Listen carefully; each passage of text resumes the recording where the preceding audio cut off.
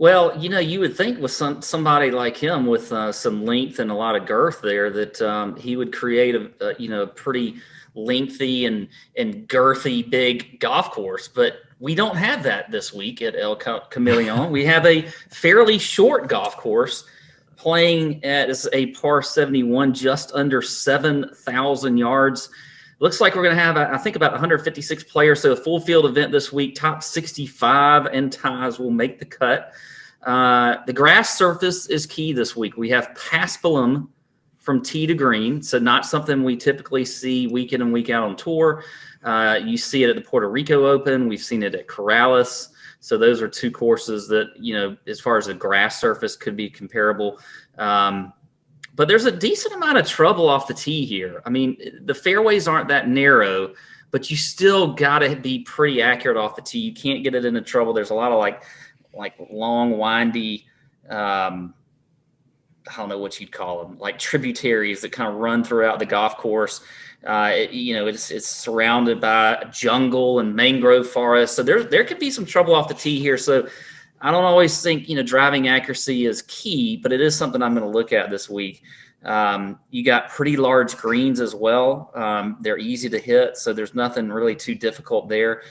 We've seen, though, ball striking really be kind of a key stat on this course the last few years. And you got to score, and you got to score a ton. So I'm definitely going to look at the scoring stats, opportunities gained on Fantasy National, birdie or better percentage, I think are going to be important. A course like this, we always think of wind as being somewhat of a factor, and it is. But these guys have still scored even when it was windy. I mean, like Patton Kizzire on the weekend when he won at 19 under, it was pretty windy, but he still scored. Right now, though, I think conditions are going to be pretty soft. We're supposed to get some rain today and tomorrow, and I think we're going to get some rain, into when the tournament starts, which could cause some delays and things like that. But I don't think the wind is going to be that much of a factor. So it's going to be a soft course, light winds, as long as soft last year too.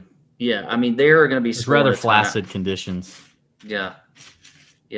I was trying to tie in another Greg Norman joke there, but I couldn't think of anything. Well, basically, every time you described anything on the course, I immediately thought of Greg Norman's Johnson. You said long and windy, Yeah.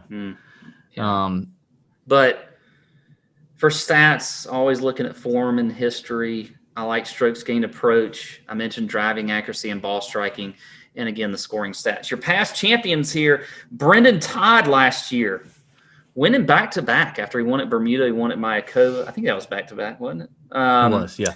You had Kuchar in 2018 in the famous El Toucan Stiff the Caddy event.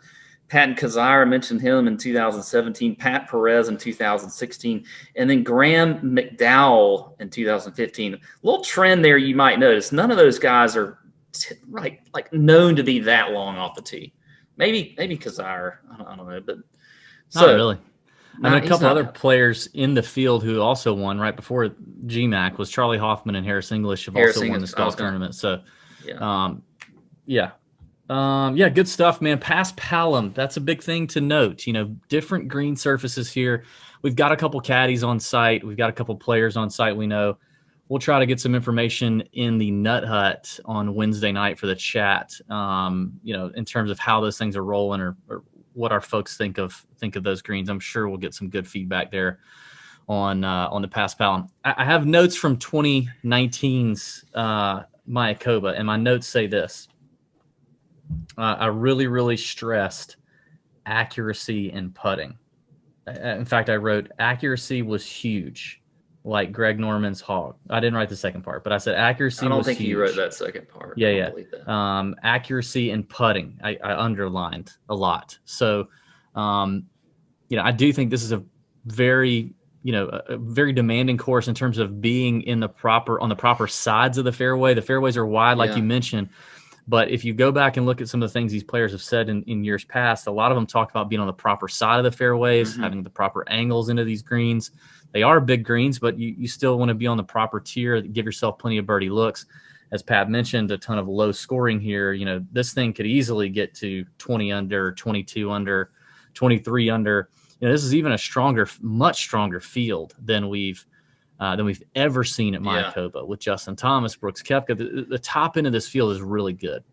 Now, when you look, you said putting. You know, I did say putting. what would you look at there? Because I don't necessarily think you need to go back and look at Paspel and putting. I don't think I would do that. I don't have that data. There's not enough really here. I mean, there's some.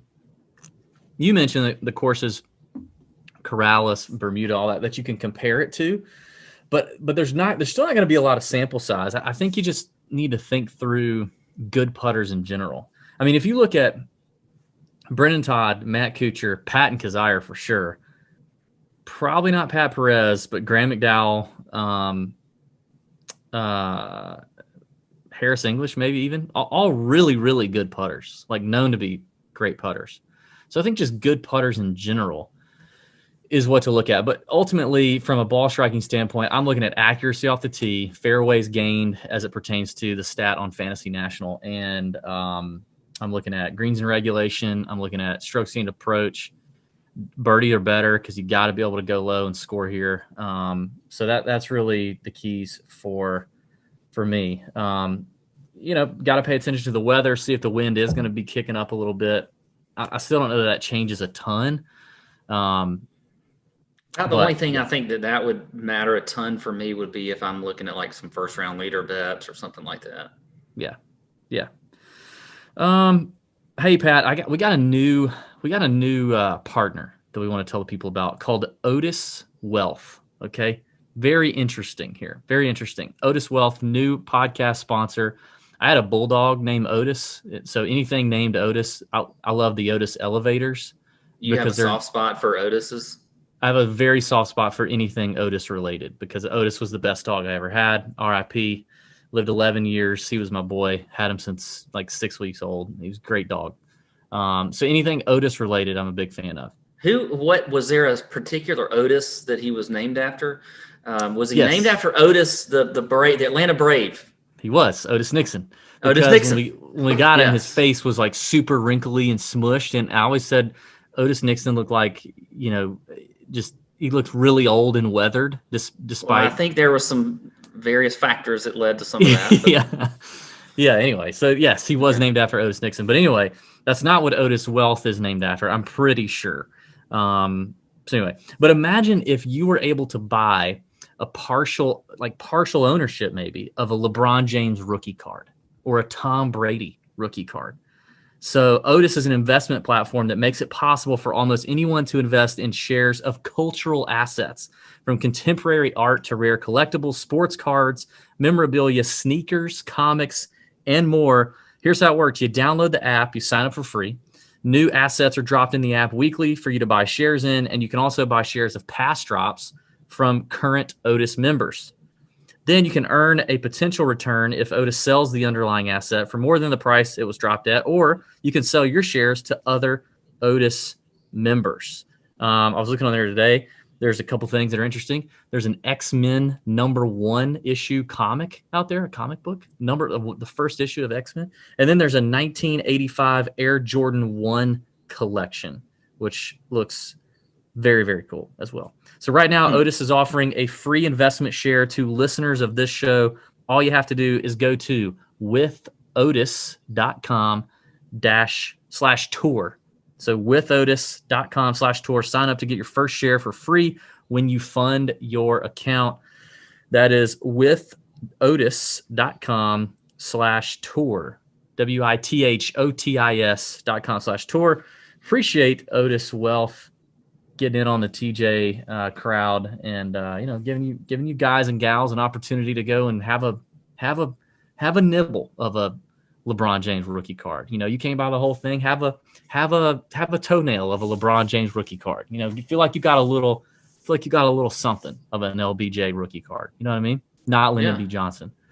But anyway, Otis Wealth, appreciate him. Let's get into this.